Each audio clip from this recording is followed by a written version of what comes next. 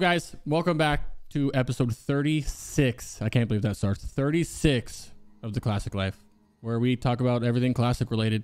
Pretty simple. Today is going to be our first episode strictly about hardcore and only about hardcore for those hardcore fans. As many of you know, Sarthe and I have been in the hardcore community since we're one of the founders since the beginning of time.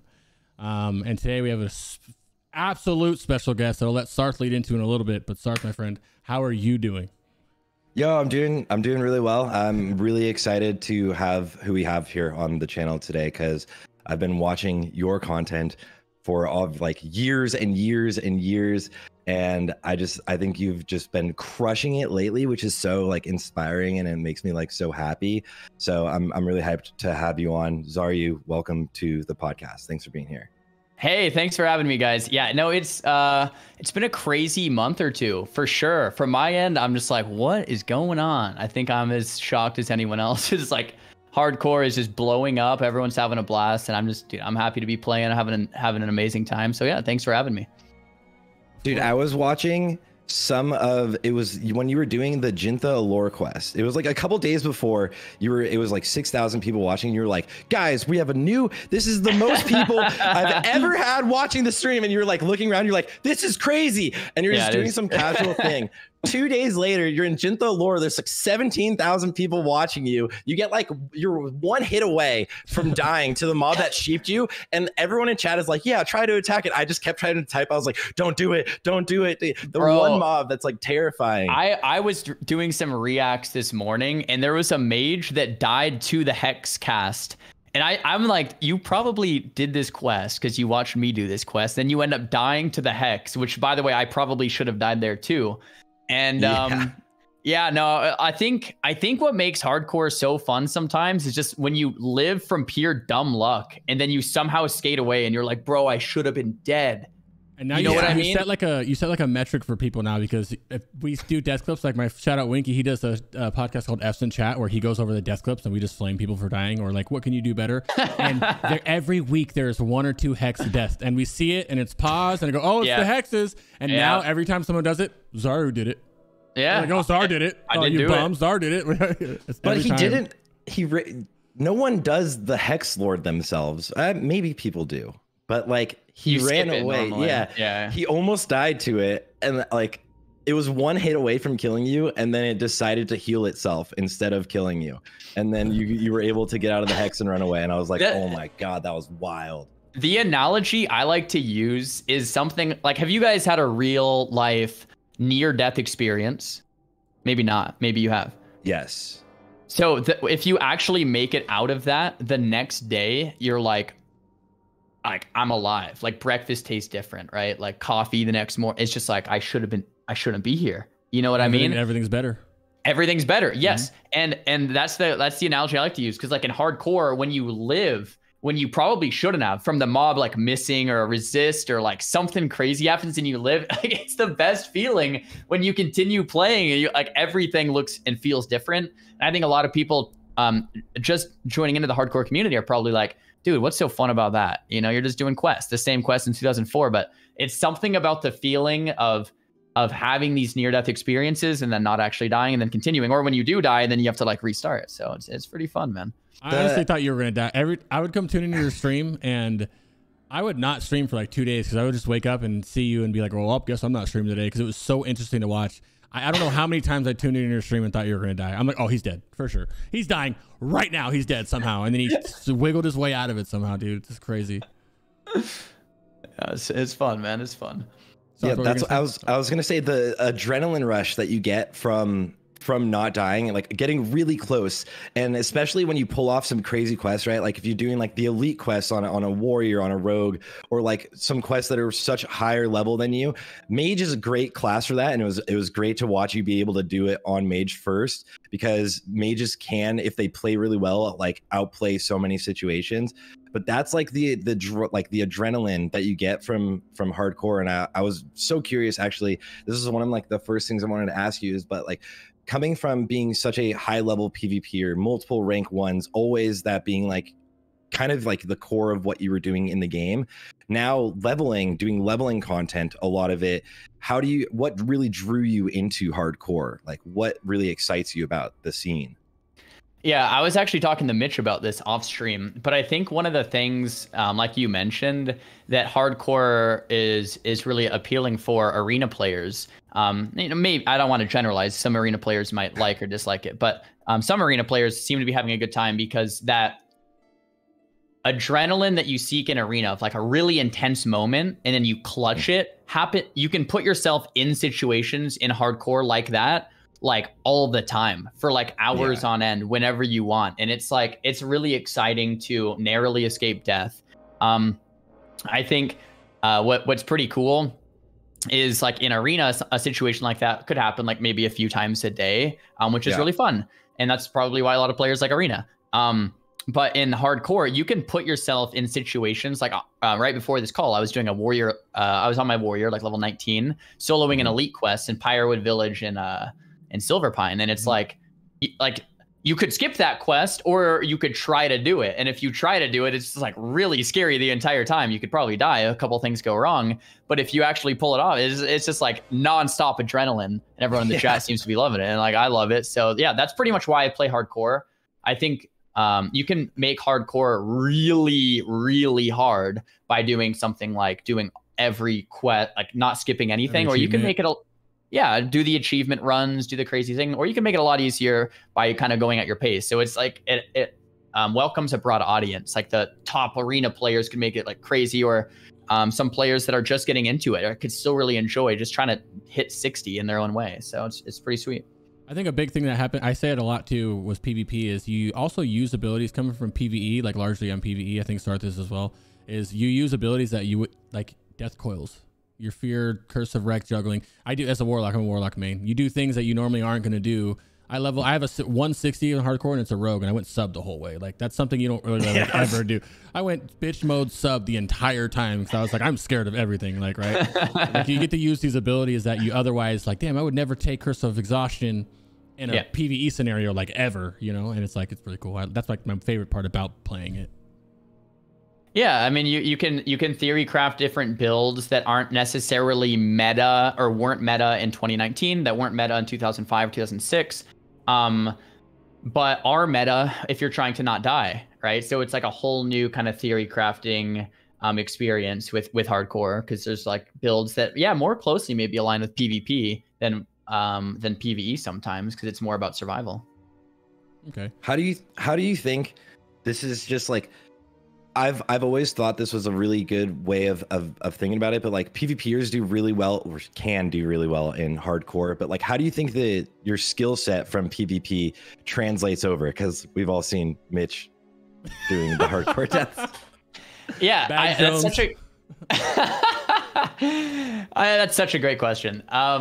So I think PvPers have advantages and disadvantages going into hardcore. I think one of the disadvantages that PvPers have is that their attention spans are generally like 1 to 10 minutes, like including myself. Like it's hard to stay locked in for hours. Like you can just, after about 5 or 10 minutes, normally the arena match or the battleground or whatever would be over, the duel or whatever kind of PvP you enjoy would be over. So after 5 or 10 minutes, normally you can just space out and do whatever. But in hardcore, you guys know, if you space out, that's right when like a Son of Argol comes in behind you, or a Duskwing or whatever, or a Stitches, and you're just like, damn it. And if you space out at the wrong moment, you have to start over, which could be hundreds of hours down the drain. So I think that's where arena players struggle. It's like, oh, let me just space out, talk to the chat, or just kind of hang out for a minute. And you can't do that. Like you're gonna die if you do that too often, at least. And I mean, yeah, you guys know, all right. And the advantage of being a PvPer, like coming into it, is like mechanically, if you're locked in, you can handle a lot of mobs, because you're used to, if you're used to playing threes or RBGs or whatever, you might be, like as a mage, I might be used to like rank 1 Frostbolt on one guy, sheeping a second guy, counterspelling a third guy, bursting a fourth guy, Kona cold kiting a fifth. Like that's pretty normal if you were doing like 5s. And your brain is used to multitasking in that way. So if I'm doing one of those elite quests in the cave, like, yeah, I've been in situations like that in PvP all the time. So that's what I'm used to. And I enjoy that. And that's what's fun. So situations like that, you can pull off. But situations where you're spaced out and your attention span's not there, you just die. So you see a lot of rank 1 players dying to funny things that like no one else would probably die to, but a rank 1 player is just like, it's like you just fall to like, you die to like fall damage, running off a cliff, the elevator, a mob right behind you, or just like, oh, let me just charge into 3 mobs. Yeah. Let me just charge into rank 1s dying to like, they're doing duels and they die during the duel. Like how you saw Zico doing it. You did it when you jumped off of the old tower. You see people just dueling for fun out of that their inner PvP coming out and then they get clapped out by something randomly. Yeah. That's hilarious, bro. Yeah, apparently you can die in duels too, but I think it's I love dueling, so I just do it anyway. But yeah, I died recently in a duel. How excited are you for the Makara? I'm pretty stoked. I just like I think it is an amazing feature. I've really got to applaud Blizzard because I didn't think of it myself. That's a cool feature. Yeah. I just don't know how many people are actually gonna do it. Like especially like, you know, I think a lot of people are gonna do it. Okay. I don't think like it's gonna be the same people. Like it's gonna be really fun, and with Hardcore All Stars, we're trying to put on some events that are gonna be tournaments for it, especially on the PTR as well. But I think it's gonna be really fun if Blizzard adds something in, or if like there's people working on ways of like tracking, and it's like how many duels have you won? That'd be cool. I think it's gonna be really sick until people start like just having people level characters and then lose the duels on purpose to try to like cheese the leaderboard if there is one. There's always like, gonna be that guy. Yeah. Yeah. But I think it'd be really fun to like watch like you could do like every 10 levels, you and a friend like have to duel, or like have a group of people have to like level up and see if you can make it all the way to 60. I think what could be really rad, and I think you just alluded to this, like you guys probably had a similar idea where you do like a day-long dueling tournament where people have to level from 1 to 10. At level 10, you Makara it out. Last man standing wins. Or like 1 to 19 twink over the course of a weekend. And you at level 19, you get all the best gear you could. And then you duel it out Makara style. I think that'd be amazing. We'll see what's happening on the PTR. I can imagine like I'm glad you're excited for that, because that means you'll be down. Yeah. Yeah, I think that'd be awesome. I can imagine people do like duo leveling, like Sarthe and I duo leveling. We get to 59.9. All right, here it is. Makara out. Whoever wins gets to keep their level 60. Yeah, that'd be dope. Will you duel at 60? That's. I won't. I'm a bitch. I will not. Like in the slightest. Like I really won't. Like I feel like if I love my character and I put it in hundreds of hours, like it'll be hard. I'll have to kind of size out my opponent. Like if Peo wants to duel, sure, I'll take his character's life. That's fine with me. I'll do it. I'll be the one to have him delete. But if Snuts wants to duel, I'm probably busy that day. Yeah, I'm probably super like I might not be available for that specific duel against Snuts. Yeah. Snuts is dangerous. I think that's fair. Yeah. Snuts is very dangerous. Okay, so first off, if anybody has any questions, you can put them in my chat, and then I have a little list here. I keep them as these guys are talking. I kind of like, well, first off, the VOD form, this goes on YouTube. For those of you watching YouTube, you're probably already used to it. We are obviously live streaming, and we alternate between my channel and Sarthe's channel on each episode. So that's where we're getting these random questions from. That being said, if you have questions, you can put them in chat and we'll hit them. I've got a couple loaded up that we'll talk to later that are kind of spicy. Sarthe, unless you want to ask him anything else that you wanted to talk about in there, I want to start talking about the hardcore announcement. Yeah, absolutely. You can also lead into that too. Go ahead, lead into it, buddy. Well, obviously you were rating during the hardcore announcement because I asked you to hop on and be there. I know the timing on that. I was a little upset, but I'm sorry about that. It was like I couldn't say anything, and there was a lot of awesome things that got kind of cut down. But that's for another time, eventually in the future. But how do you feel about it? How are you excited for the official Hardcore Realms? And like, what excites you and what concerns you, I guess would be my question, because Reddit loves to blow up about what concerns them, right? Yeah. I think it's a legitimate question. I mean, I think at the end of the day, we all want hardcore to be successful, and people have discussions on how that might look. How many rules would make classic more fun, and how many rules would actually detract from it and make it like way worse. And I guess, I mean, am I excited? I'm so excited. I think it's going to be great. I think something about the integrity of having official servers, when your character dies, it's actually deleted, makes it a little more like final and pretty awesome. I think there should be a little less griefing that way, which is pretty cool. And I like, you won't be able to cheat the system. If you die, you die, which is amazing. Like I can't wait. there's a lot of things we could talk about in terms of how Blizzard is going to release this thing to make it the most fun and make it the best version of hardcore it can be. And I think the difficulty is everyone disagrees on what that might look like. Right? What does it look like for you though? Yeah. So for me, I've been pretty vocal. I like a small rule set to make it so that people can't grief themselves. So before I get into that, the number one thing I think is important for it is to make it so that griefing is pretty much impossible or minimized as much as you can. Not only for streamers, YouTubers, etc., but for the average player just trying to do a quest and not get griefed by someone named Goldtooth, right? And like that sucks, right? If you're on a level 35 questing in 1,000 needles and someone comes in with a devil sore from the zone over on Goro and you die at 35 after hundreds of hours, and say you're not a streamer, say you work a 9-to-5 job, you play on the weekends and you play maybe 30 minutes or an hour or two every night, and you've spent months getting that character to 35 and then someone griefs you, you're probably gonna quit, right? Like most people would probably quit. Like that cannot happen in officials. That's like my number one thing. And I wish more people would be talking about that. Like that is, to me, the number one make or break thing is Blizzard, I think, should do like 3 things. The first thing is mob leashing. You shouldn't be able to drag a mob out of its zone, in my opinion, for classic hardcore official servers. If you pull a mob out of its zone, it won't follow you. It'll reset. And I think that wouldn't be that big of a deal to change the coding on that. I mean, I'm not a coder, but it seems like that would work. And the second thing is change how the interaction between Scatter, Feign, Death works, or like I think you can gouge vanish on Rogue, where the mob will actually just, instead of resetting, it'll hit the closest target. I think the interaction between Scatter, Feign, Death or gouge vanish could be fixed too. And I think the third thing is, and this might be a hotter take, but I think in official hardcore servers, by default, PvP should be disabled. And the only way to enable PvP is by going into a city, talking to a NPC and saying, I would like to enable PvP. And the NPC will have a pop-up saying like, are you sure? And you say yes. And then it'll say like, are you sure you're sure? And it'll say yes. And it'll say like, are you sure? Are you sure? Are you sure? Are you sure? And then you say yes. And then if you die, then you died. But basically that would make it so you never accidentally... Sorry, go on. I was going to say, it would make it so you would never accidentally die to PvP. It would be a very conscious, deliberate choice. And if you make that conscious, deliberate choice, you PvP and then die, then that's fine.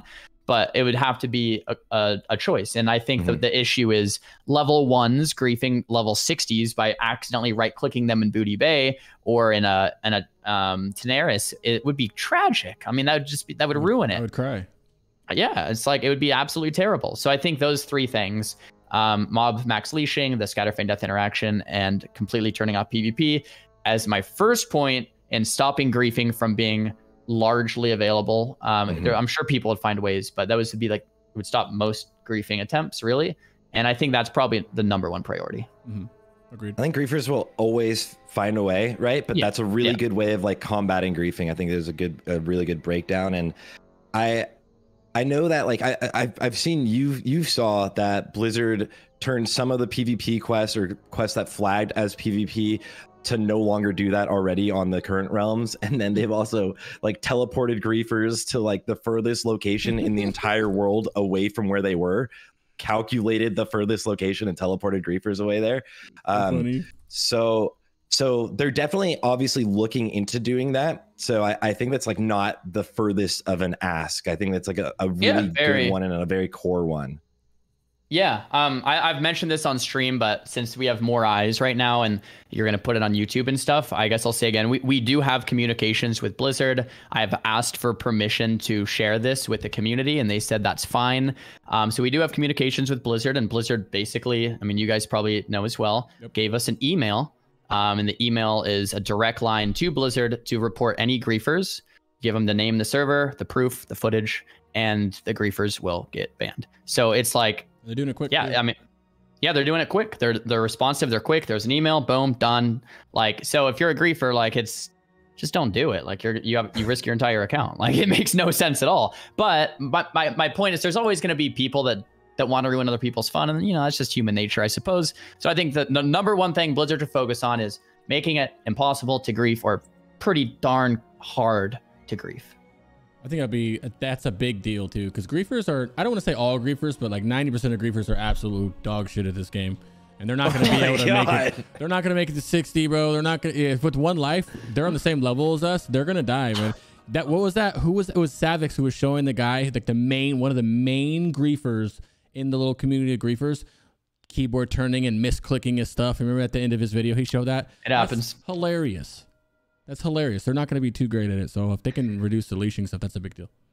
Yeah, I mean, the other thing is like you can grief on a level 1, right? Like that's my problem too. Like people say, well, there'll be less griefing because people will actually die. It's like, but you can also grief on a level 1, and that, you know, that's tough. So, you know. Yeah. How do you guys think they can do anything?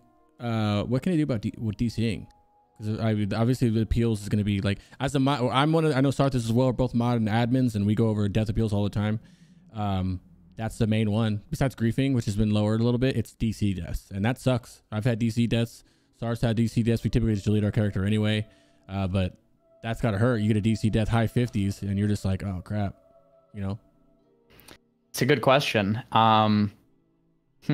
Yeah. So this might be like not an optimal answer, but like after thinking about it, the only thing I can really come up with is if your computer dies, your internet goes out, you disconnect, and you die, like in Diablo, like it sucks. Like you have to start again.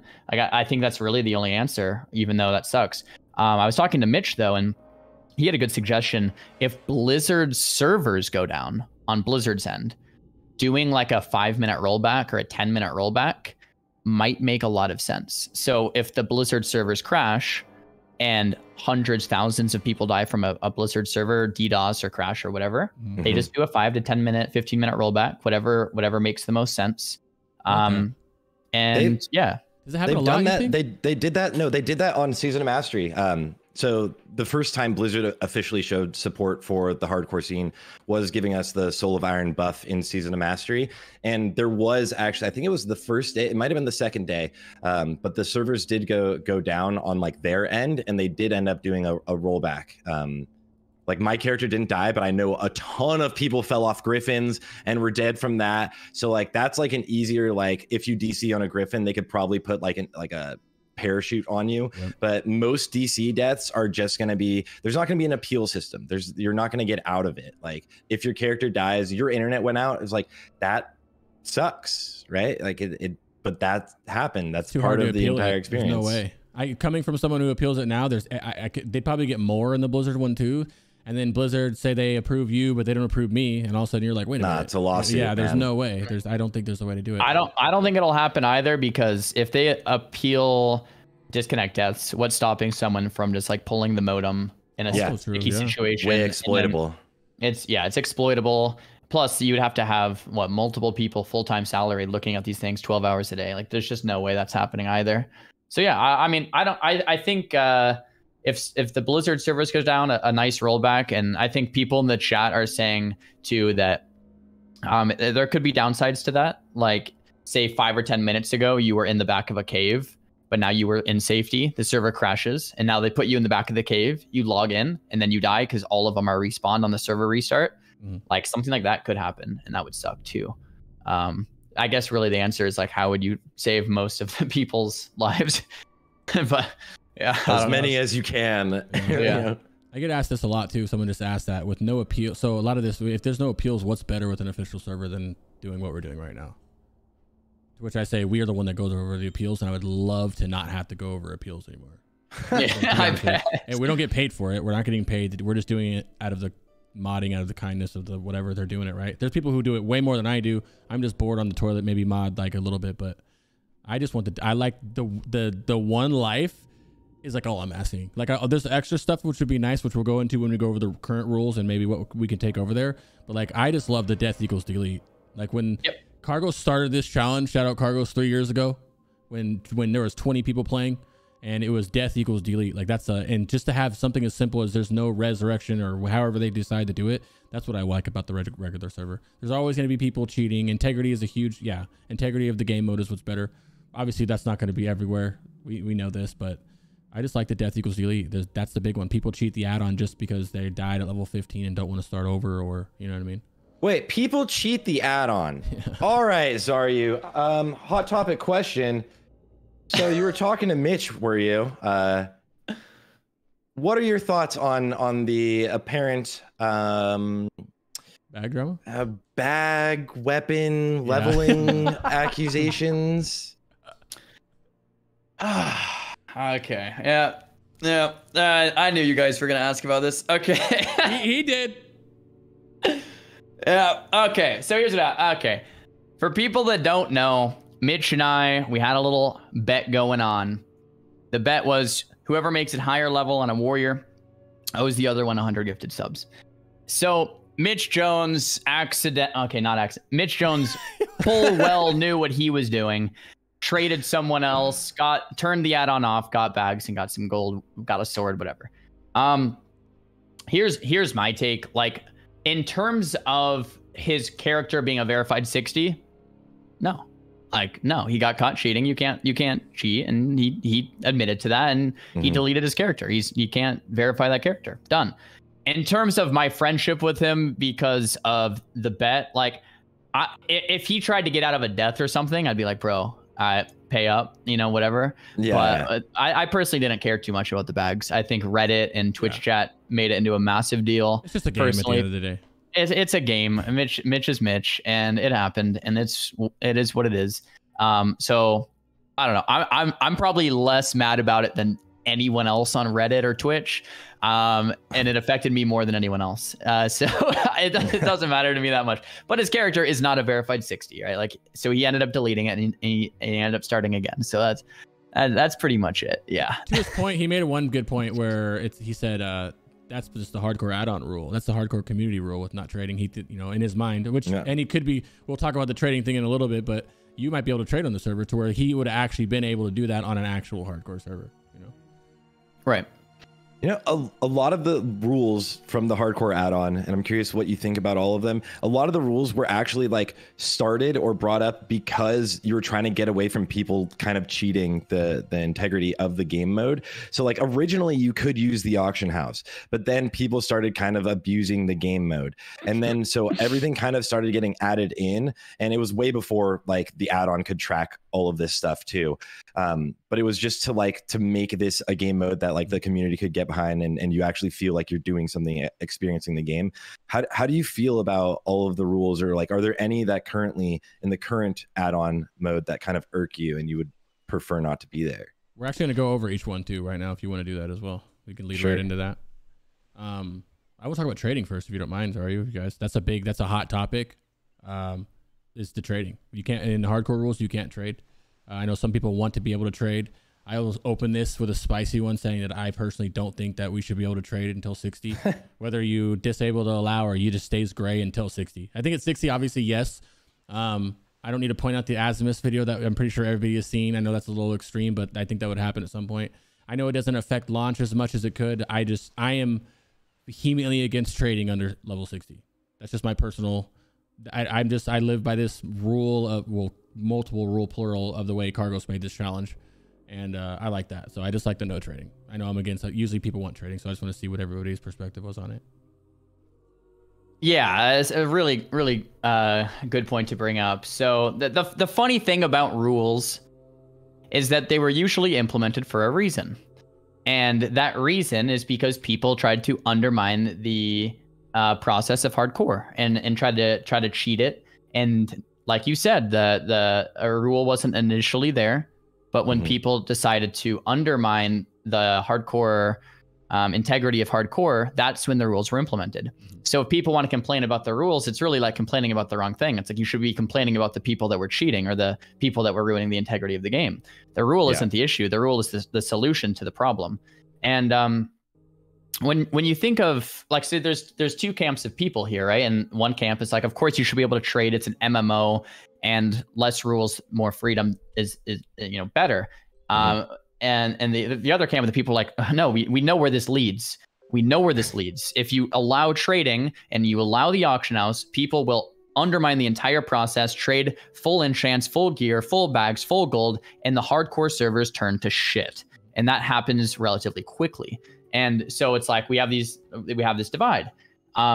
for me, it's very clear. Like, I'm certainly against trading mailbox and auction house use in hardcore. I think it's a massive mistake because people will grief themselves. Yeah, and I get a lot of flack for that, but I don't give a shit. I didn't know that you were the same thing. Yeah, no, I'm 100% with you on that. Yeah. What do you think about 60 though? At 60, are you okay with it? Just purely to 60s, only level 60s, kind of like it is now. Yeah. So I think the way it should work is that you unlock trading, you unlock the mailbox, and you unlock the auction house at 60. If you go to the auction house pre-60, it won't work. Now, if you really want to push the limits here, I'm willing to like maybe budge and have a middle of the ground approach. And to me, the middle of ground approach is not to allow trading at level 1. And the middle ground approach wouldn't be enabling it at 60. It would be finding a middle ground. So like you unlock your mount at level 40. So maybe at level 40, you unlock your mount and the mailbox. Maybe at level 30, you unlock trading. Maybe at 60, you unlock the auction house. And that might be a really nice solution for both parties, for all parties to be like, oh, that's maybe fair. Like, I won't be able to get traded full bags to level 1, but if I make it to 40, sure, I can send stuff from my main. To me, I would be fine with that middle ground. I would prefer no trading till 60, just to say it plainly. But if that made more people happy, I think I would be okay with that middle ground. I think it would be super lame if you could trade at level 1. Yeah. I just think, God, that would be super lame. I didn't even think about the middle ground on that. 40 is a perfect middle ground. Sarthe, what do you think, brother? It's a good idea, and I wish I knew that idea 2 weeks ago for different reasons.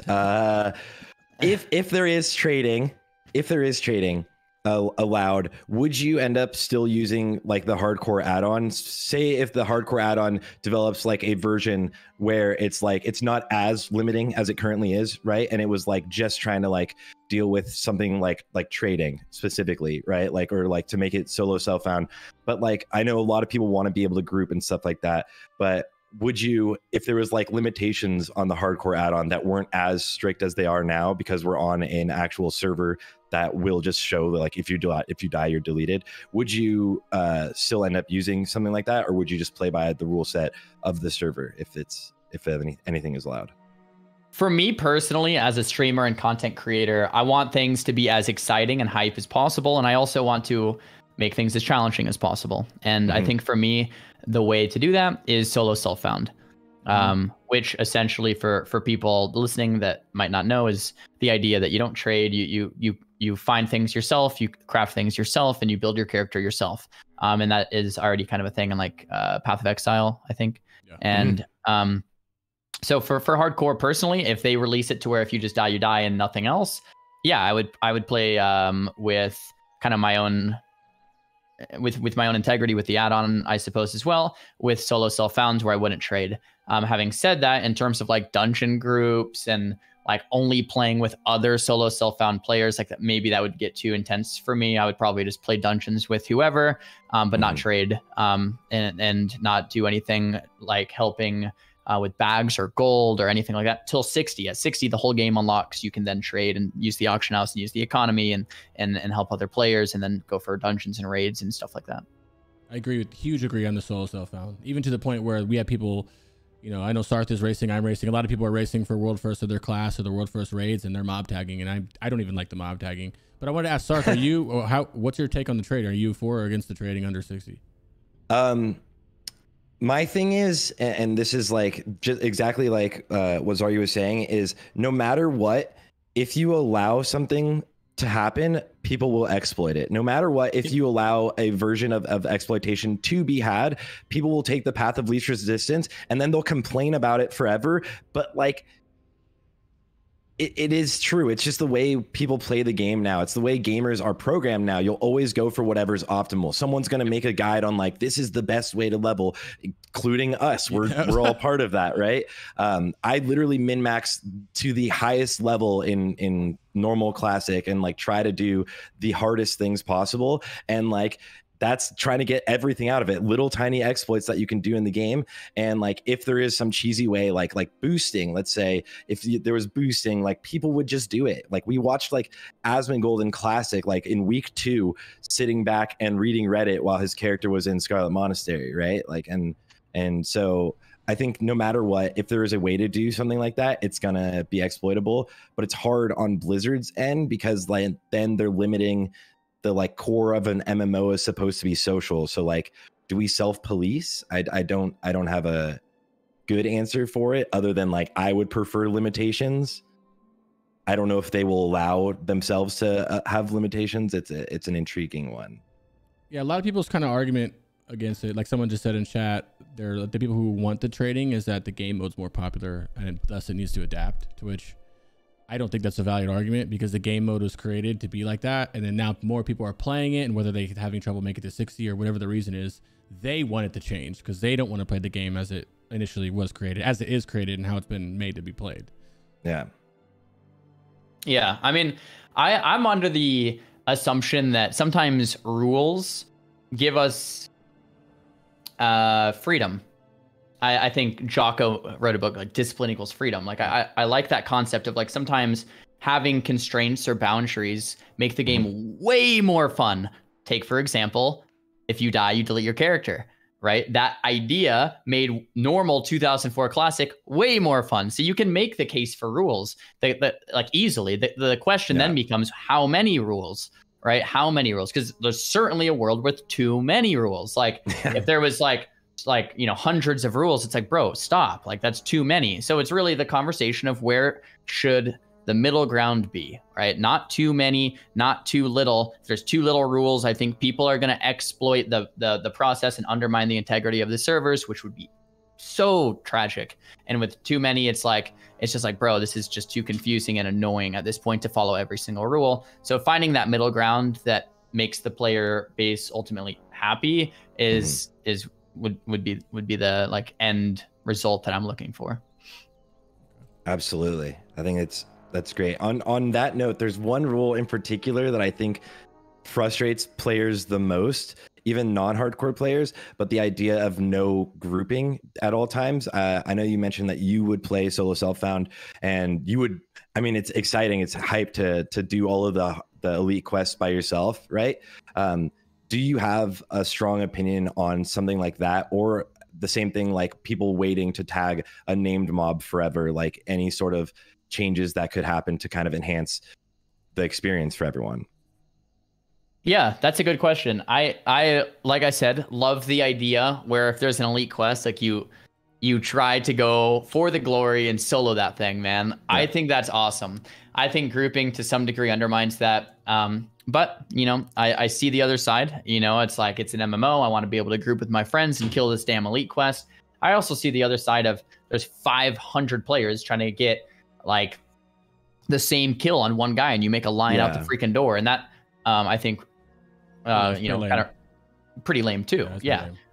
I think that's the result of a lot of players, though, with more layers, at least on launch. Having a ton of different layers might circumvent that a little bit. So where there's only like a couple people in each cave. I think one of the issues with too many players in hardcore is like, if a cave is supposed to be really scary, like the cave right outside Orgrimmar to the east, Death Rock or something. Yeah. Skull Rock? Skull Rock, yeah. Skull, yeah. It's supposed to be really scary. The spawns are scary, like the boss is scary. Voidwalkers hit hard. Voidwalkers hit hard. A lot of people die, but dude, if there's like 500 people in that cave, it's not scary at all. Yeah, you just run all the way into the caves now. It's like there's so many people playing. You wait in line to kill the dude.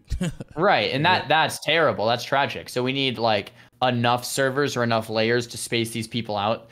So that, I mean, that's a whole different conversation. In terms of, so I think that could to some degree solve the problem of too many people in the same spot at the same time, just waiting in line, because that sucks. Like if you're trying to play hardcore to make it scary and all of a sudden like there's so many people where it's not scary, like that sucks. I do think the problem solves itself though after level 20 or 30, because naturally people die off. But early on it's certainly an issue, and I think that could be solved with layers. In terms of general grouping, once again, if it was up to me, I don't like it. And then there's the other hand of the people that are like, of course, like allow grouping. The middle of the road solution to this, once again, I feel, would be to allow grouping within a certain level range, potentially. So like there's no way if you're a level 12, you can group with a 60 or a 40 or a 30 even. it would have to be like plus or minus 2 to 3 levels maybe. So like you could group with like a level 9 to like 15 potentially if you were 12, and then even then, like personally, I wouldn't like that. I think like if they allowed grouping, I don't think I would use that feature until 60 personally. But if they wanted to do that to keep the spirit of MMO alive, I think I would maybe understand their reasoning behind that too. I think that one thing that can help a lot with whether it's elites or maybe, well, in my opinion, if you want to kill elites, choose a class that can kill them or figure it out, right? To be really blunt about that. But the creatures like, you know, Garrett or whatever, Garrick, the guy in Northshire, or any of those mobs, the troll thing in Dunmorrow, you know, Hogger, if you want to use Hogger as an example, those named quest mobs, yeah, well, either skip it, or you have two options where you can make it like retail, where it's just a worldly tag. If you tag it, you get credit for it. Just that one mob, not all the elites. Yeah. Just that one named quest mob. Like everybody tags, or you can just have them on a faster respawn timer, 30 seconds, a minute respawn timer, and just wait in line like you've been doing. Obviously, a minute's still. A lot of those are 5 minutes, like that troll Zalazane like 5 to or 8 whatever. minutes, yeah, they're super long. Make that Zalazane dude, you know, this is Winky's idea too, 60 seconds or something like that, where, you know, 30 seconds where people have a better chance to getting it. In terms of grouping, unless you're doing duo or trio, I don't think you should just be able to group up randomly to do anything. To be blunt, it's like, I know it's part of the MMO thing, and like part of the challenge was made to go against that meta. It was a solo self adventure that was supposed to be made. And one thing that Winky said in here is you can also, which I think is a brilliant idea, is you can give these players, everybody starts at level 1 with the solo self-found buff or a title or whatever. And when they break that rule, they lose the buff. Or if you make it to 60, actually solo self-found the real way, you get a super dope title, or like you get, imagine have the hardcore title, like Hardcore Xaryu, like an actual, I'm just shooting the shit here, but a title. And if you actually make it solo self-found, you get an actual title that not that many people would actually have, because you did do it the only way and you didn't cheat the system. I think that'd be rad. I think that it does bring up a question though. Getting into a dungeon, if you're solo self-found, how does that work? If you would invite someone to a group, how does it know you're going to a dungeon versus getting into a group pre the dungeon? Like you can maybe say, well, everyone has to run in the dungeon before inviting other players, but then they have to mesh the dungeon ID, which is definitely would take technological advances with like the current dungeon ID system. Do you have any ideas on how that would work? I don't know how they would do that, or policing like duos and trios. That's the problem. I would just say that if solo self-found, you just wouldn't do the dungeons unless you can solo it, which sucks, I know, because there's a lot of good gear and there's a lot of good dungeons. I mean, good XP and stuff, but I don't know how they, because in my head, like, I know Blizzard's going to try to do some good stuff, but if they have to go, like you said, technologically and way out of their way to do something that's kind of a lot of work, I don't think they're going to do it. Yeah, exactly. I don't think they're going to do it. So I don't really know how they would do that. Like if there's a simple way for something to be implemented that would be seamless, like the auction house not working till 40, for example. Like I think they could do, I mean, I'm not a coder, but it seems like that would be very doable. Like you click on the NPC, it says like you have to be level 40 or whatever. It seems fine. But yeah, with the dungeon thing, that seems a bit tricky. Maybe there's a good idea that I'm not thinking of though. Someone said they have Titan runes and Lich King and Mythic Keystones now. They can implement group stones at dungeons. That's true. But I just feel like they might. I agree with you. I think there is definitely something Blizzard can do. It's like, will they though? It's like, you know. Okay, so like very specifically, like as we were just talking about, like a title, or like in Season Master, you went to a mob and you talked to him, and then you got the buff for the Soul of Iron, and then like you would lose it, so like you would have this buff forever, right? And you could do the same thing, and it's funny because that's something I brought up a while ago to them, that you could do the same thing. The hard part, like Xaryu was saying, is figuring out how do you get around what if someone wants to group for dungeons, and I guess like Chad is writing it, like if you're doing solo self-found, that means you kind of have to not do the dungeons, and that feels like it punishes you a bit, because that's such an exciting part of the leveling process, is hitting those dungeons once and like hoping you get like that one item, right? Like it's like, did Cruel Barb drop on your rogue or like something like that? And like, then you just move on. It's like, it did, that was the blessed run. It's something that's a complication. Yeah, that it's definitely hard even for, even on Blizzard's end, because like, at least that specifically was something I was really kind of like pushing for. And then it becomes hard then to figure out like exactly dealing with the dungeons and stuff. So I'm not sure if I don't know. We'll see on the PTR, but it's exciting that like they're at least toying with the idea of things like that. I can at least say that there's ideas like that are being thrown around. on their end. It's scary, but I'm pretty excited about it. Segueing into that, unless you guys have something else about grouping you want to talk about, of course, on dungeons, how do you feel like they handle the dungeons in terms of like lockouts? Do you like the one? I personally like the one-time dungeon thing. I feel like it's like a one-time go. You get your loot, you don't. It sucks. I leveled a rogue to 60, and I had a cruel barb or whatever the entire until Thrashblade. Like I had SM gear until 60. Like it sucked. Didn't you do the quest for the rogue weapons? I messed up. Yeah, no, it was my first time playing a rogue. Mistakes were made. Mistakes were definitely made. Oh my god! But I feel like doing the dungeon one time is like kind of like the exciting part. It sucks. But I mean, yeah, so that's another, so I've thought about this a lot, and I've thought about a lot of these, and I think there's two camps of people, right? The camp of people that are like, dude, like I want to be able to farm, you know, my freaking cruel barber. I want to be able to do, I want to level how I want to level, all right? And I understand that. I think there's merit in that thinking. And I think the other line of people, like maybe you or maybe me, and we kind of think, well, it kind of makes it more fun and exciting, unless if you have something that's a little rare or less frequent, it's more exciting too. Like a dungeon once per character is a really cool idea that makes the dungeon feel unique and special and exciting. So it's like, well, which one do you do? So once again, I don't know why my brain thinks this way, but I think I'm like, okay, let's middle ground. Yeah, let's find the middle ground here. It's fair. Yeah. I want everyone to be happy. It's like I always say this on my stream, but like fuck me, it's not about me. It's not about what I want. It's about what the entire community would be the most happy with, so that the game is most successful. And like me personally, I would rather have each dungeon one time, but my opinion itself doesn't matter. I want that middle ground. I want everyone to like feel like they're happy, or not only happy, but like it's even better than they thought it could be. And to me, that middle ground is like a anywhere from a 24 to a 72-hour dungeon lockout. So it would be very similar to like ZG or a heroic, kind of like in Wrath of the Lich King, where you have like do your heroics every day. So on this middle ground with a 24-hour dungeon lockout, let's say, you wouldn't be able to spam dungeons to level. You wouldn't be able to do them over and over and over with a group. But if you really loved that dungeon, you really wanted that cruel barb, you could do it one day and then wait for the next day and then do it again and then wait for the next day, kind of like a heroic. So it's not like you can spam it, but it's not like you're being punished either of like, oh, if you didn't get it, you're done. And I think that middle ground I would be very okay with. It seems more fair with that too, because if you in an example, say we have one character right now, you're playing, you know, Shannon or whatever, and you're like, damn, I really wanted this to drop and it didn't. Well, I'm already at level cap. Do I just wait and not play this character for a whole 24 hours or a whole whatever?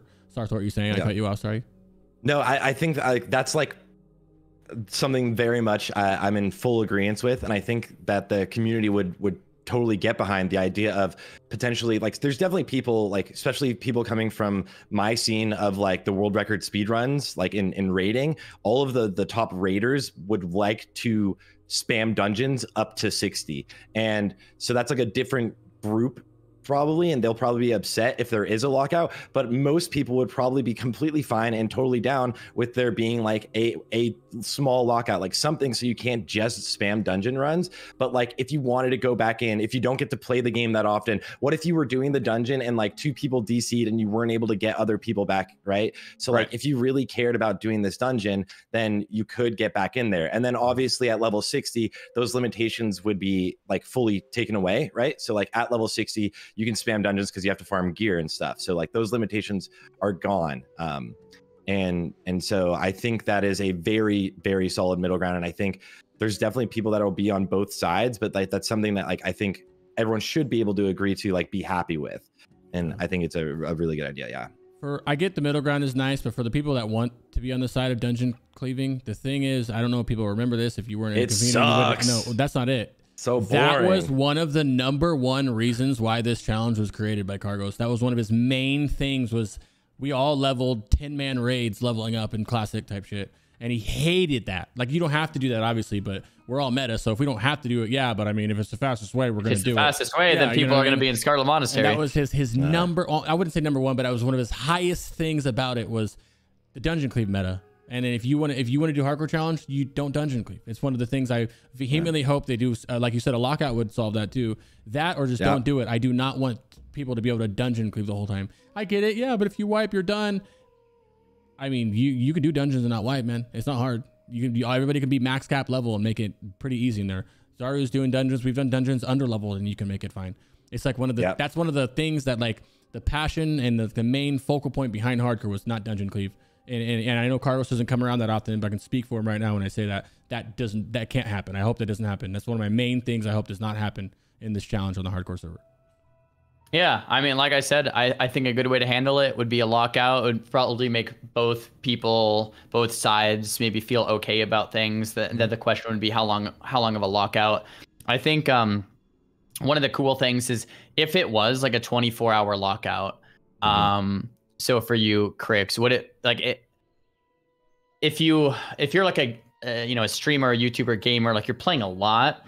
There's no way you're gonna wait 24 hours. By 24 hours, you're gonna be out leveled. No, like you're gone. Yeah, you're not doing that. You're gone, right? Yeah. So like, but if you're a more casual gamer and you did want to run it more than one time, like you only play a couple hours, like one to 2 hours a night. After work, you do your dungeon, and the next night you're like, I want to do that same dungeon, see if I can get better loot this time. It's like it might cater to both audiences pretty well. Yeah. I think for a more hardcore audience that wants to keep it, pretty like true to the add-on, it makes it so that like if even with a 24-hour lockout, you probably wouldn't do it more than once because like I personally would. At that point you're like already out leveled. So it is a beautiful middle ground. It really is, because before we were doing, can't speak for you guys. Before I was doing this streaming stuff, I'm still rather new to it. Before I was doing that, I had a normal job where I could only play. I'm married with 2 kids. I could only play an hour at night. Wife goes to sleep. I'm creeping to my computer, turning on really, really quiet, hoping she doesn't wake up. And I can only do like one dungeon and maybe level for like an hour. Then yeah, it's nice. So it is a beautiful middle ground. It really is. I personally would still not going to do it though. I'm doing the spirit. I want to keep this the spirit of the game 100% if I can.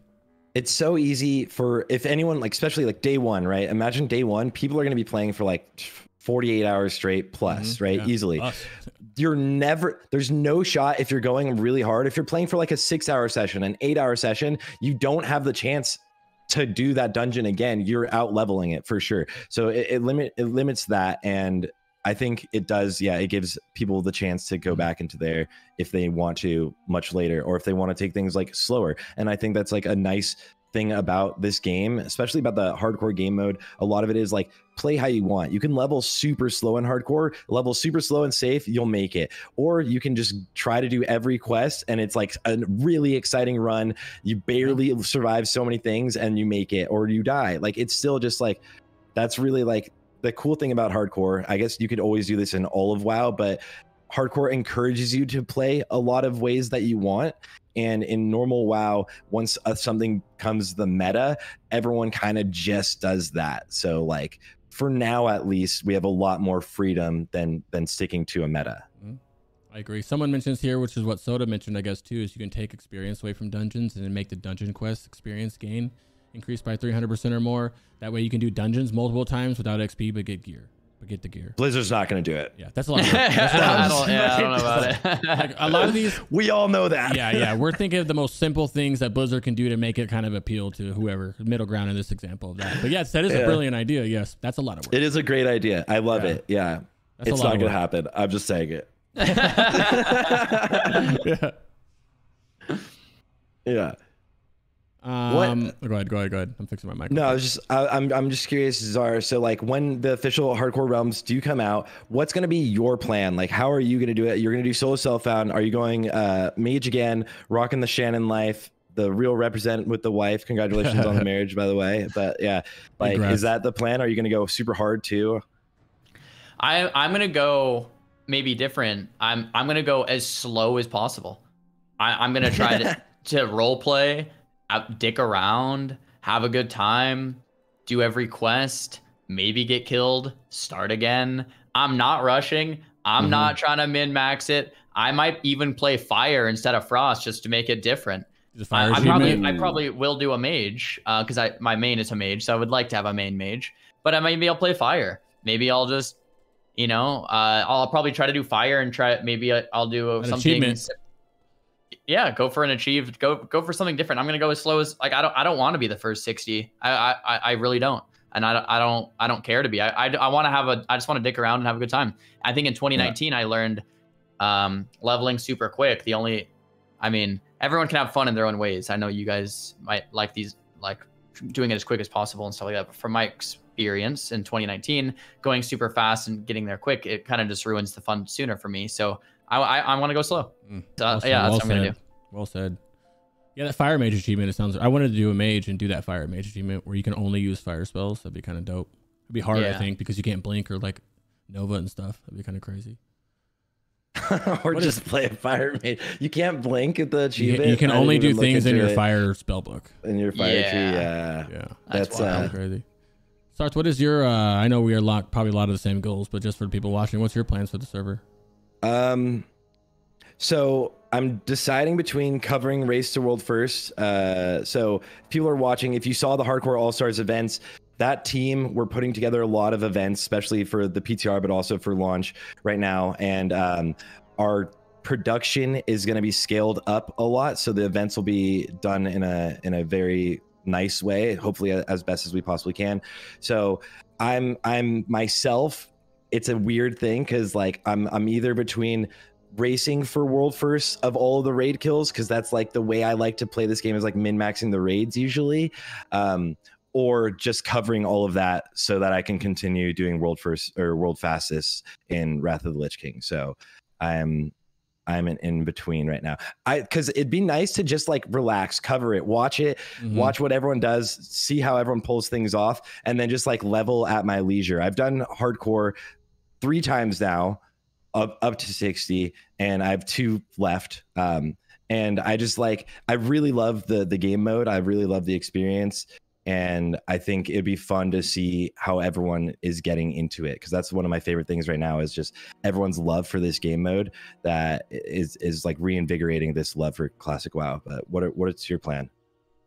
I'm kind of in a boat with you. I know that we can do some casting stuff, and it sounds so fun to be able to do it. But I know I want to kind of drip some sweat into my keyboards for launch for Warlock itself. I want to go for World First Warlock, but what's kind of irritating is I know a lot of people are going to be mob tagging, and I'm not saying if you mob tag in here, I'm not flaming you, but it feels weird to me, and it's like kind of one of those out of the hardcore spirits. So I know that feels in like terms flame. of it feels like it's like one of those things where like I'm going to go as fast as I can, but I'm not going to be able to keep up with people mob tagging if they are, unless they die, of course, in the mob tagging world. But I'm definitely going to level as fast as I humanly possibly can, and hopefully aim for something high, and then I'm on the boat. Like we're in the same guild for the World First Guild, and it's like I want to do that, but it's stressful, as well as it kind of sounds we could do some good content just doing some casting stuff. So I'm kind of like stuck in the middle with you as well.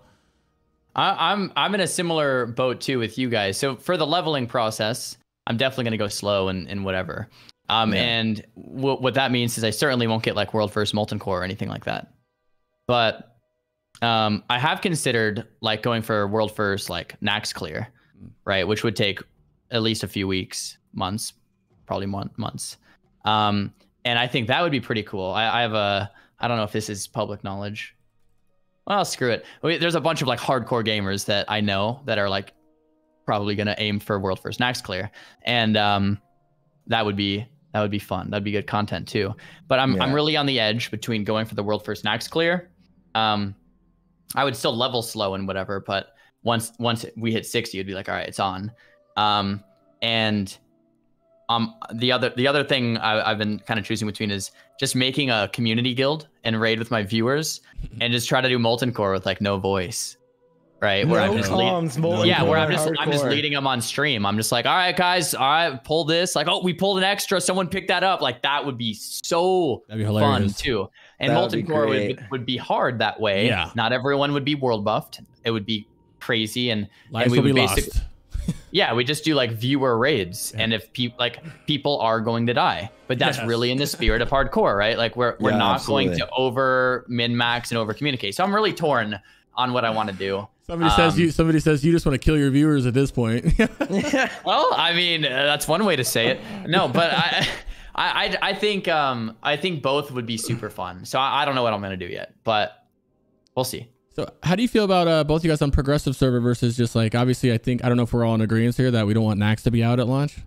You don't want Nax to be out at launch? Oh no, I want a progressive server. Oh no. You want Nax just to be out right away? I say nothing. Xaryu, what's your how do you feel about that? I envisioned it as a progressive server. Yeah. Sarthe, you want Nax out right away?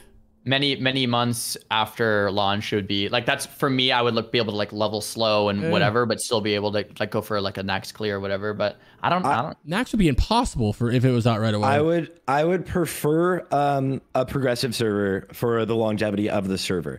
I would much prefer that. the question becomes like, what do I expect? And kind of like, like disappointment is when you expect something and it falls short of your expectations, right? So like you can never really be disappointed if you just like go into it like thinking realistically, right? Like right now they're working on a new season, completely new season. Obviously they're working a lot on Wrath, and they're potentially working on some more things, right? And this is all like one team, right? The classic team. So like it's a lot more work for them. How do they deal with the Scarab Lord event? That would be ridiculous, watching like people just get launched all the way across the map randomly. Hilarious. That it would be so fun. That'd be the best. That'd probably be the hardcore server doing the Scarab event or doing opening AQ gates would probably be like the most like viewed, like the most amazing thing I've ever seen in Classic. Is trying to do that. That'd be hilarious. That'd be pretty badass. That'd be badass. I don't think it'd be hard to do a progressive in Blizzard's term, right? Never want to do the Scarab Lord farm again. Yeah, but the thing is, you don't have to. I'm done. Yeah, you don't have to. So yeah, I agree. I would love for progressive servers to be out. If they're not progressive servers, we have your tier 0.5 is super strong, which is going to help us push through. I think it's going to be really exciting at the beginning, because then you'll see like these crazy pushes for like, are people going to kill like BWL in like week 1? You're going to be pushing AQ 20, maybe even like starting AQ 40 week 1. It's going to be this really crazy front loaded thing. And I think personally that's less exciting in the long term. It's really exciting right at the beginning, but it's less exciting in the long term. So progressive servers are more exciting, and I think it would be much more healthy for the community. I just think it's a lot more work for them. And I'm not sure which one we're going to get. So I'm just like, myself personally, I'm like, just like whichever we get, we get. So I have an interesting perspective on this, maybe different than both of your guys' perspective, because I only started playing hardcore maybe like 2 months ago or something. And from my perspective, I wasn't here when people were clearing Molten Core with like blues, like pre-bis blues, and trying to farm out all the best like offset tier or off piece tier and stuff like that, and trying to collect all the pieces so that they could maybe try some of these bosses and not get their guild mates killed. And that's pretty awesome. And I miss that. And one of the things that, and a shout out to Hardcore Elite, because, they take me sometimes into the raids, and that's awesome. But the thing about it is, that I do want to mention as well is like everyone in Hardcore Elite already has like, or not everyone, but a lot of people have a lot of gear. So they can pretty much bring someone new in, carry them, and all intents and purposes carry them. Absolutely. Right. And even if they're not being like carried, say you farmed your pre-bis and you're still like top damage or whatever, like the rest of the guild is geared so that you can kind of just come in and clear it. I think it would be just a really fun, exciting process. Like I was saying earlier, is to just bring in a bunch of people like viewers or whatever and try to clear Molten Core, and there's no one with epics, everyone's full blues or whatever, or like mostly blues, and trying to like do that for the first time, and instead of just like having a full geared guild and you're like, oh, I have a new 60, let me just join, okay, we're gonna kill everything. It would be really hard to like progress through that. All. I think it'd be dope, kind of like the Road to Rag too, a little bit. Yeah, like that, exactly. The first time, like I remember entering into MC the first time, right? The first time hardcore is entering into MC, and like we had done meetings beforehand. Everyone had to have all of their consumes. You had to like put a lot of work into it. Like your gear was all checked beforehand. Like everyone knew all of the strategies they were doing. Everyone, the assignments, because of like, which is less than you're going to do for this with your viewer guild, because now people have done that and have like kind of honed out how you can safely do MC. But we had like practiced like and gone over like how we were going to safely do the like Molten Core, and we only like, it was like 3 bosses. I think it was 3 bosses the first 2 weeks, and then it was like pushing further and then pushing further, and then like, and the crazy thing too is like it's so sketchy at first, but then if it goes well for you, it looks like very easy. You make it look easy if it goes well. So like as a viewer, you kind of like get excited if like people die, but in the raid yourself, you're like, I hope that we don't die. I want the gear. So it's going to be a really interesting thing, and I think with the fresh servers we have that again, but also like guilds have now like come up, like Hardcore Elite has come up with a lot of strategies to be able to very safely deal with the raids. So I think like doing a viewer raid where like you're not even in comms and you're not like, maybe people have some assignments, but like it's not like fully honed in. That's like super exciting because it's so easy for things to go wrong. And maybe I will do that. That sounds fun the more I think about it. Yeah. I have a question for you guys. I have a question for you guys. Petri flasks. That's the next topic, and I'll set it off with something spicy. Fuck them. Get him the fuck out of the game. I hate them. They're cringe as shit. I despise them with a passion. I'm seeing people, and shout out, I love you guys. You guys are friends and shit, but bro, if you fuck up in a dungeon and you're saving it or a raid, don't get me started on them. I absolutely abhor them. I despise them. Go ahead. I agree. It seems like, Criggs, me and you are like on the same page with a lot of this. Bro, I hate them so much. I hate them too. If you mess something up, that's a hardcore death, man. Like having another out is not cool. So for people that don't know, let me just quickly explain. Petri flasks it's a flask. It makes you immune for 60 seconds. And what people do is they leave the dungeon.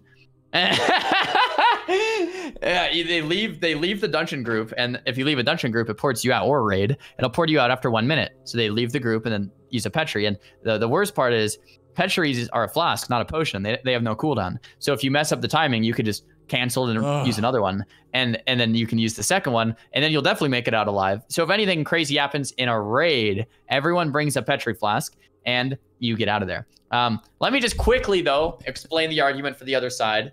The other side's argument has some basis.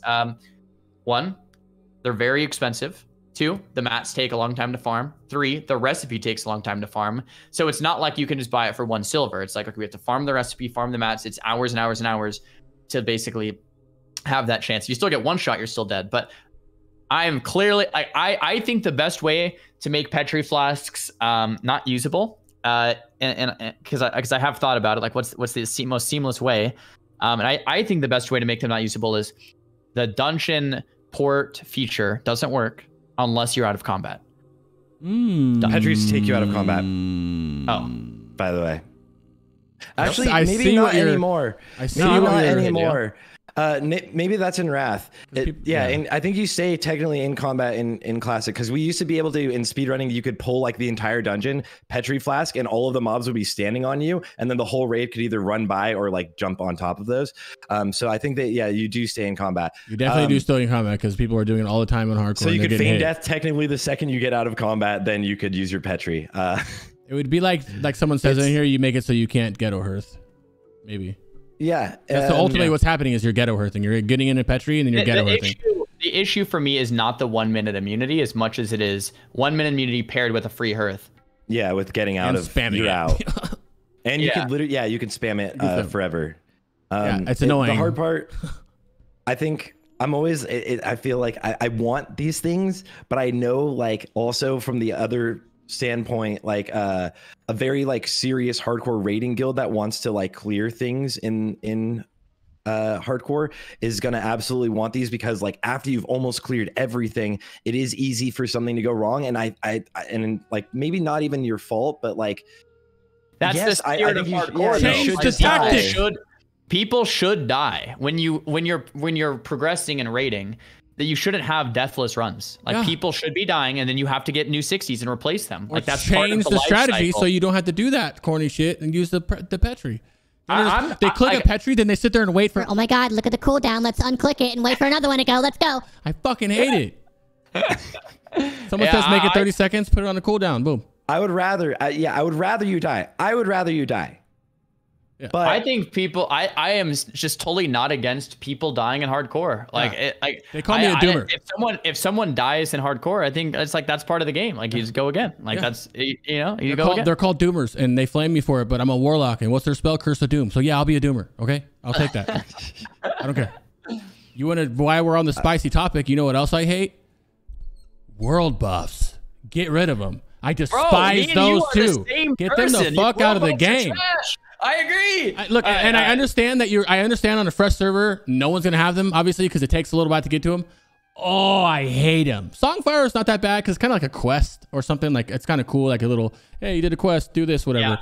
But holy shit, hey guys, let's go get our world buff so we can do the raid. Or like you have the whole like entire community at Stormwind, which does look cool to see all those people there. To be fair, getting a buff so they can go level. And maybe I'm just salty because I'm a warlock and the world buffs do nothing for me pretty much. But still, yeah, I don't like them. Yeah, Get him out. I am 100% on the same page. Get him the fuck out. Get him out. I think it's I've thought about this a lot. So they're in the game. So I don't think they're going anywhere. I think Blizzard's just gonna get rid of them. But if it was up to me, I would remove them. The middle of the ground. You didn't have them in season. Yeah, right. The chrono thingy, whatever. Right?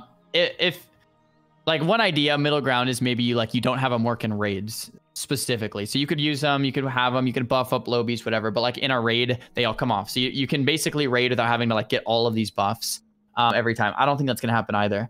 I think world buffs, that what it comes down to for me is I know for a fact Blizzard didn't code world buffs. Okay, I don't know this for a fact. I'm like 99% sure though that Blizzard code made world buffs not for the idea that before every raid you would collect all 5 or however many there are, maybe 4 or 5 or 5, whatever. Like there's no way Blizzard's intention was to collect 5 raid buffs before every raid. That's more of a modern thing that people put the expectation on. Like if you want to come to a raid, you have to be full buffed. And it's like, to me, that really kills the spirit of raiding. Like I hate it. And I'm very vocal about it. Like I don't like it at all.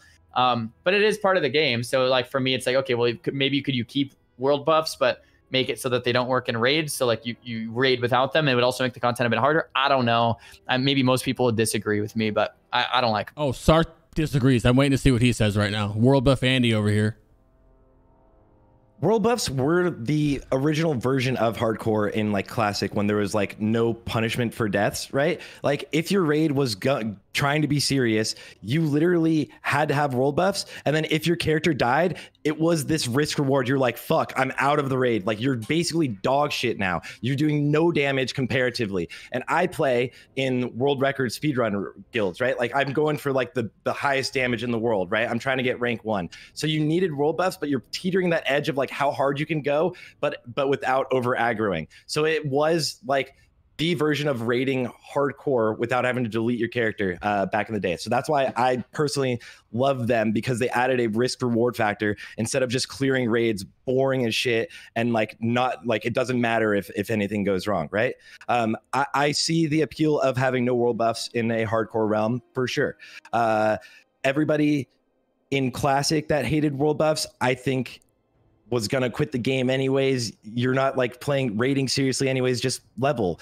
Hardcore is mostly about a leveling content anyways, so I'm fine with it. I think that's where like the real juice and the real fun in hardcore is about the raiding content or leveling content. If you've like Xaryu, I'm curious like how you think or feel about the raids, because once they're on farm, they're pretty easy, right? Same like people will get world buffs and they love world buffs. I love world buffs. Fuck yeah, I love them. And then they complain about the raids being too easy. In the same breath, it's like, well, okay, so that's not a good you, question. not you, Sarthe. I'm saying just in general, the community. They're like, I hate world buffs in a Reddit thread. I mean, I love world buffs. I can't. Yeah, don't get rid of these. I'm a warrior. Zug zug. And then the same dude will go to Reddit and be like, God, these raids are so easy. I'm like, well, come on. So dude. yes, sorry, just to make sure I'm understanding you correctly, you were saying that you like them because it makes a risk reward. Which was before hardcore was a thing, right? It literally, yeah, exactly. It like if you died, like that player, there was a world record run where there's shout out to this guy Gnome Boy in progress. He's amazing. He died and still was like 3rd DPS in the world, and he died on like one of the first packs. And I remember watching that run and being like, oh, they're done. Like he's their best. Like he's amazing. And then he actually still played really well and did insane damage. But like that was such a like if you lost world buffs in a raid, then like your character was like out. It was like see you next circus. I'll see you next month when you get Dark Fair again. If you on a normal non-hardcore server. Non-hardcore, yes. If you have world buffs and you die, you lose them. So it's more risk reward on a normal server. So what about on a normal server? That's why I'm saying on hardcore, I am completely indifferent personally. Okay. Like I see the argument both sides. It's like you want world buffs to be able to clear the raids, or you don't want world buffs because you think they make the raids too easy. I'm totally fine either way. I'm completely indifferent. You guys are both very passionate. I love world buffs on normal realms that's where I'm passionate. And everyone who hates them, I'm like, because you don't play the game seriously. But like, it's so boring to just raid without hardcore, without the risk of like your death equals you delete. There's nothing about the raid that's super exciting. A ton of people played the game seriously in Classic and hated world buffs. We still did it. They still did it because they had to do it. You know what I mean? Yeah, but they came out. That came out in the game. What do you mean? You played but I still had the worst class in the game. I still had to do it for fucking 2 raid tiers, and I hated it. And a lot of the people in the community still got world buffs because they had to. It was the meta, like we said earlier. Like we might hate the meta, but you still do the meta because it's the meta. Seriously though, in the beginning for the first 3 raid tiers, I did 2 raid tiers, and I hated it. That's why I quit. But that's not just me. I'm speaking for the people who hate world buffs. It's everywhere, and you know it. Okay, so people hated world buffs, but they still got world buffs. It doesn't matter for hardcore. So what I'm saying is it doesn't matter for hardcore. So I think if you're playing normal, it does matter. World buffs are a light version of hardcore. I understand that you hate world buffs, Crix, but you did like 230 fucking DPS in the raid. I'm sorry. That's what I said. I'm a warlock. Maybe I hate them because warlocks fucking didn't benefit from them or what, but they're ass. I'm not the only one who hates world buffs. The community has always been split on world buffs, and you know that. Yeah, and so hated world buffs, and then we got Season of Mastery, and they all quit the game within the first month. Is Chrono Boon acceptable in hardcore then, you think? Well, if you don't have world buffs, then no. What I'm indifferent towards world buffs in hardcore. Did you? This is. I think it's fine if we don't have them. I think in softcore, to give credit to Sar's point, it does make sense in softcore because if you die with it, it adds that like little like scary factor of like I'm gonna lose my DPS or whatever, and it also a lot of DPS. It also makes you not be able to parse that week, which a lot of people really just want to log, right? Every week. That's kind of what softcore rating is about, right? Yeah. It's about logging, or at least that's how I understand it. But in hardcore, you have a fully different objective, and that objective is to just not die. So I don't find them necessary at all in hardcore. But in softcore, I see the point. Like I fully agree, right? Like I don't think they're necessary, and that's why I'm indifferent, right? Like I understand from the standpoint of like the best guilds in the world, right? And they're gonna want world buffs because in classic you want world buffs, and then it means you push warriors more, and then you can do the raids in a different way. And I understand the perspective of like not wanting world buffs because you don't want the raids to be easier, right? I'm literally completely indifferent on them on hardcore realms. I don't care. And I know a lot of people are very passionate on both sides, but yeah, they're super helpful not to die in hardcore. Someone says they're helpful. They're super. Yeah, they're amazing in hardcore. You just don't. I still don't want them in there. It doesn't matter if they make it amazing. It's just you get them in hardcore and you go do a farming session for 2 hours or whatever the buff is. I'm definitely not coming at you on this. No, I'm talking. It's someone from chat. Right? Yeah, it was someone from chat said it. They're helpful when you die, which I'm agreeing. It is helpful because you're killing things faster, stamina. You move faster on some of them. Like I get that. It's just not gonna make me want them though. Calamity in the chat brings up a really good point that someone was mentioning that she was talking about in a stream the other day, and I thought it was pretty intelligent. The idea is forced mechanics on boss percentage life versus on timers. So she was basically saying like you shouldn't be able to just kill Rag in 60 seconds. Instead, once Rag gets to like 66% or whatever, then the Rag goes under. So you're forced to do all of the mechanics on all of the fights. I think that's awesome. I think that'd be really cool. So instead of the timers, it's forced mechanics on every single fight. Now, like Sarthe, is there a lot of bosses in there like that you skip mechanics because of world buffs make you skip every mechanic. World buffs make you skip literally every single mechanic, even in Wrath of the Lich King, and I'm fully for like having to do the fights the way the fights are meant, right? I'm fully for that. I think right now, every boss is like literally it's like a loot sponge. You just do damage, it dies before it can do something scary to you. And that's something I think really ruins like the integrity of it being scary and hardcore. Let's come full circle though. And like, I do want to just say that I think, Sarthe, you mentioned this earlier, hardcore is really, the most of the content is with the leveling.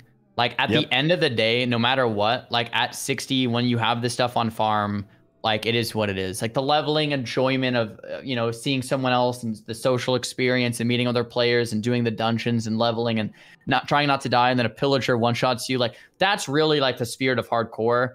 I think at the end of the day, the 60 content is like going to be the 60 content, like it's at some point it's going to be cleared and that like it's going to be on farm and it's whatever. But like I think the leveling will almost never get old because you can just keep replaying it on a new character, and yeah, you can just die and start again. Like I think that's where like the majority of the player base is going to spend the majority of the time too. I think still like less than 1% of players are 60. Like some people, if you have a lot of hardcore experience, like shout out like Calamity or like Nom Nom, you have like as many 60s as you want, and if you want to, you can get as many 60s as you want.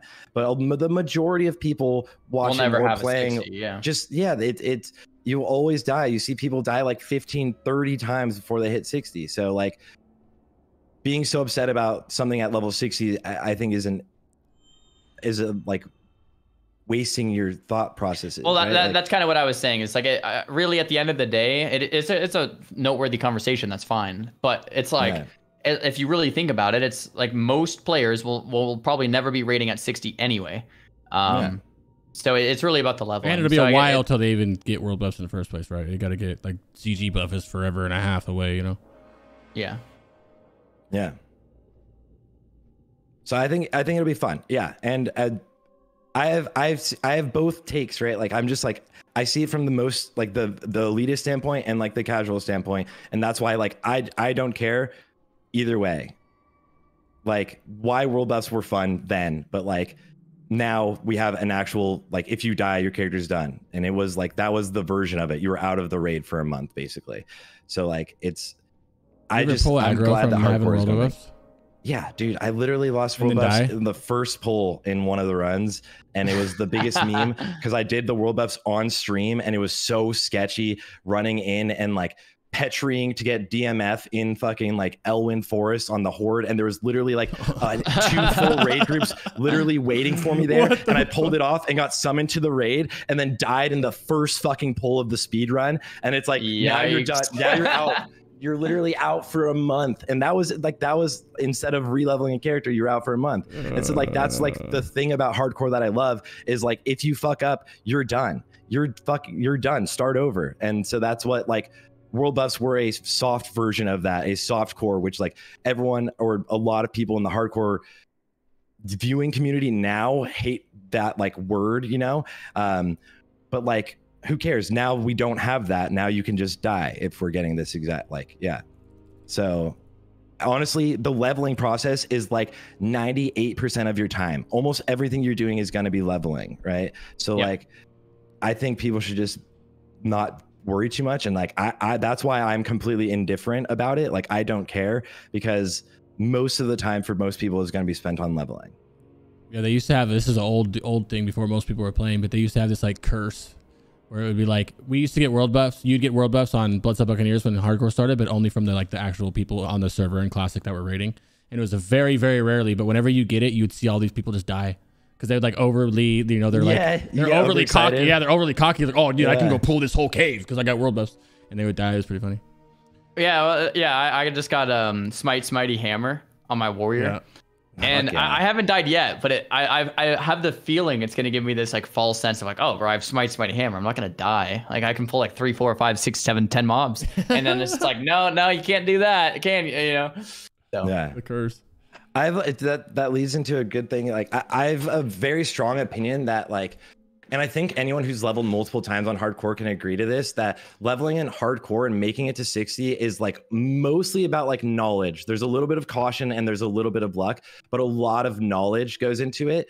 And now that you've made it to 60, how do you think, like, what do you think like your biggest tips for people would be to make it all the way? Because like you didn't know about that priestess mob. You could have easily died to it in Jinta lore. It was one hit away. Like a lot of it's that like knowledge, knowing not to fuck with this mob or something. So what would be your like biggest tips?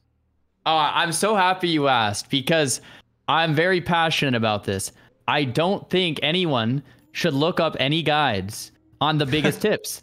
You should die and learn from your experience of death. And that's what makes hardcore fun. I would have been pissed if everyone was like, oh, don't pull the priest because it hexes you and you know you can die in the hex, and then like I never would have had that experience in the first place. And you know the pillagers obviously hit way harder than they should, but if you are about to play hardcore, the number one thing I would advise is to not go to YouTube and type in like things to watch out for in hardcore. It's like, no, you don't watch a scary movie and go and watch a scary movie and Google first, where are all the jump scares at? So I know when I'm going to be scared. It's like, no, you're griefing yourself, man. Just have fun, play the game, and all of the scary moments are going to come to you. Don't do the research. Don't use, Wowhead or YouTube or to like look at every single thing. The fun of hardcore is that the experience is scary, but people don't understand that if you want to play safe, you can hit 60 every time. If you don't do anything scary, you look at every guide, you know exactly where not to go. You maybe someone will make a guide on how to hit 1 to 60 with like the least chance of dying or whatever. It probably will happen. It's like, yeah, you could do it, but then like, what's the fun in that? Like you just hit 60 and now it's like, now what? Like the whole process was the leveling 1 to 60. And then so yeah. Anyway, my biggest tip is don't look for tips. I actually love that. Yeah. And you can also just, if you need tips anywhere, you can go to the brand new survival guide from Arrested XP, put in your favorite streamer's name, anybody you want, where it's updated to keep you safe on your journey in hardcore. Oh, well, okay. Here's the thing. If people want, I no hate to Arrested XP. I think if you want to level fast, it's a great thing to do. I'm not sponsored, but if you want to level fast, if you want to level slow, I'd probably recommend against it. And like for me, I want to level slow, so I'm not going to use it. But yeah, you don't want to know what you're about to get into. You want to learn it in the way. Yeah, I think it's a really good take. It's like I was saying, like knowledge is one of the easiest ways to die. So like if you don't know about the mobs that can kill you, like I saw you see a Son of Argal earlier. Like most people don't know about the Son of Argals. You're dead. You're dead. Yeah, like, he has a huge roam too. Like you're dead. Yeah. Yeah, that's what's awesome though, because then when you die, then you make another character. You're like, okay, I'm gonna go back to Silverpine, but this time I know not to mess with the damn Sons of Argal. Like Summit with Deathwing or whatever, that Deathwing thing from Summit last night. He didn't know about it. That elite that caught him out of nowhere. Now you're gonna keep your head on a swivel and look around this time when you get back to EPL, I bet. Yeah. Every single zone, once you get past like 44, has a or multiple mobs that patrol that will kill you. And which is what makes classic has hardcore 1,000. Wait, what makes classic hardcore so fun? Like if you like in retail or something, that would never happen. A lot of any other MMOs, maybe that wouldn't happen. But in classic, there's just scary mobs like Somnus and Swamp of Sorrows. Yeah. And like, that's awesome. That's so cool that he's there. It's like, if you don't know about him, like you're just like, you could just die at level like 45. Like, I don't know. That's so, I love that. I think the world should be scary. Like that's what makes it fun content for me too. As a content creator, it's like, okay, we got to watch out for this thing. Oh, there it is. And it's like, or if you come up behind you, it's like I've done that many times where I'm like, there's a mob behind me and it's like, oh shoot, but that's fun. Yeah. I have a question that I want to know about. See, a lot of people have asked where, I play Warlock, which I think is pretty safe in the open world. I've made it on a Rogue, which I think is pretty safe. Sarthe has made it a few times on both Rogue and a Hunter, which I think Hunter's like a phenomenal Hunter's pick. the easiest thing in the world. And then, of course, you made it on a Mage, which is arguably the best too. What do you think what's the top 3 safest leveling hardcore characters? Go. Safest, probably Warrior. You have Retaliation. With Retaliation, you can kill an infinite amount of mobs. I just got it at level 20. Facts. Yeah. So the way Retail works is it'll basically reflect all the damage and more. So basically, you just hit Retail if you're ever scared and you're fine. So I'd say Warrior is probably the easiest from my experience. Hardest, probably Mage. The reason I think mages are hard is because they don't have heals. I mean, they have a cloth. They're cloth, and they don't have heals like a priest, and they don't have a pet like a warlock. So you have no heals, you have no pet, and you're a cloth wearer. It's pretty obvious if you connect the dots. And yeah, that's pretty much it. Sorry, what do you think? Big facts, dude. Big facts. I'm inclined What's to your agree. big 3?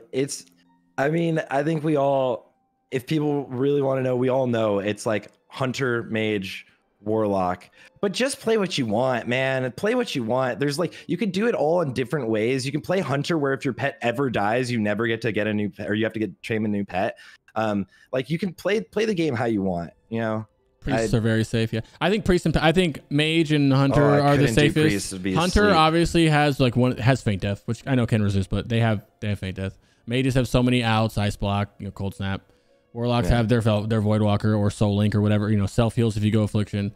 Priests and Paladins both, I think, are extremely safe, but also the two most boring class. Fall asleep playing the keyboard. So watch out when you fall asleep that your hand's not on W key and you're running into elite mobs because you'll fall asleep playing it. But they are super safe. That's my take on them. Yeah. I think I agree with you, Sarthe, that like, dude, play what you want, man. You know, like I think people always they come in the stream and they're like, yo, Zar, what class should I pick up for hardcore? I'm like, dude, it's like, that's like asking me what your favorite color is. What? Like, what class should I play? Like, what do you mean? Like, play with the one that sounds the most fun. And you don't like it, play a different one then and see if that one's fun. But like, I think a better question is like, hey, Zar, I like, you know, a ranged class that utilizes control over pets. Like, or I hate pets. Like, I love healing. And I like to get in people's faces. Like, what class should I like? Tell me what you enjoy, and then I can point you towards a class that might make sense. But just like, hey, what should I play? It's like, well, what do you mean? Play what you want to play. I got that exact like question multiple times this week on or last week on Wrath, right? And I was like, well, what type of gameplay experience do you want? What like, and that's what it is really in Classic too. It's like, what type, like, how do you want to play the game? What do you enjoy doing? And like, sometimes you like sitting back and like casting and like yeah, that's great. If you like being a melee, like you like being in the face of all of the mobs and like fighting them, then like there's options for that. So it's like however you want to play the game. Every class can obviously easily hit it to 60 if you want, and you can also make it a lot harder for yourself on every class if you want. So I think that's where like the excitement comes from, is like taking on those like internal challenges. It's like, let's do this fucking quest, let's see if we can pull this off. And then like some things, just like if you get complacent, you accidentally walk into Duskwing and you're dead, right? So I think it's there's play whatever you want, have fun, play the whatever way you want, and allow other people, I guess, to play the way they want. That's like always gonna be, that's like the number one thing I think for WoW players, is like they hate when people do things a different way from them. In Classic now, you know, it's like that's not optimal, and like yeah. I make the guides on how to be super optimal, and then I play whichever way I want, right? Like I played a blood DPS DK the other day, and I'm like, I do whatever I want. Like, you can too. I think one thing that's huge with hardcore is he just said it too, Loop said, don't let level 60 content affect what you choose leveling. Like, don't go, people are like, oh yeah, I want to, you know, I went Dwarf Rogue because I wanted Stone Form because I need a Vanish, and if I have a bleed or poison on me, right? Whereas you normally would like go human, right? Or whatever like the meta is that you, I guess meta, like PvE metas in terms of 60 content, unless you know you're going to make it, like you'd like, oh, I've already made it 14 times. Like Sart's made it a bunch of times. He's already made it on the Rogue. He goes Rogue again. He knows what he's doing. But like your first time playing the game, or you're still trying to figure it out and you're doing what I did where you died a million times under 10 or 15, 20. Don't do what you think you're going to do at 60, but like whatever is the safest to get you to 60. Because at the end of the day, when you get 2 rating, if you do make it to 60 and you do decide to start raiding with these guilds, they're not going to care. It's not a big deal. It's that little bit of damage. The difference is not going to be that. Unless you're not a dwarf priest. Yeah, always dwarf priest. Ward. Yeah, pretty much always dwarf priest. That's kind of the only one that matters. I was going to do a Night Elf priest. I was gonna do a Night Elf priest the other day, and my whole chat was like, "Omega lol, Night Elf priest." I don't know. But even if you look cool. Yeah, even to piggyback off that, go Night Elf priest if you want. Whatever you guys want to play, you do it. Obviously, there's guides everywhere to tell you how to do it, but it is more fun when you just naturally do it. Which actually, I wanted to ask: would you guys be okay if there was? I mean, I'm a big add-on guy and a big weak aura guy, so yeah. But if there was no add-ons, there was just absolutely no add-ons on the hardcore server. It was just straight default everything. I mean, this is I don't know if you guys follow retail at all with retail raids. Yeah, we do. Yeah, a super hot topic for not only Mythic Plus, but for top end World First Rating and for Arena. A lot of players are really like, man, add-ons are ruining the game because they're so good with weak auras these days that you can be so hyper alert and it like ruins kind of like the gameplay itself. That's a whole nother podcast. I could talk like an hour or two on that. Yeah. I don't know. I like questing add-ons. I would like a questing add-on unless they put some kind of like how they have one for Lich King that's kind of garbage, whatever. I like having a questing add-on. I'm guilty of that. But I think having a natural game with no add-ons would be kind of cool. Because you know, especially something for me where I've been using LVI for 10,000 years, like since the beginning of time, and I don't ever play a default game. I think it'd be a lot of fun.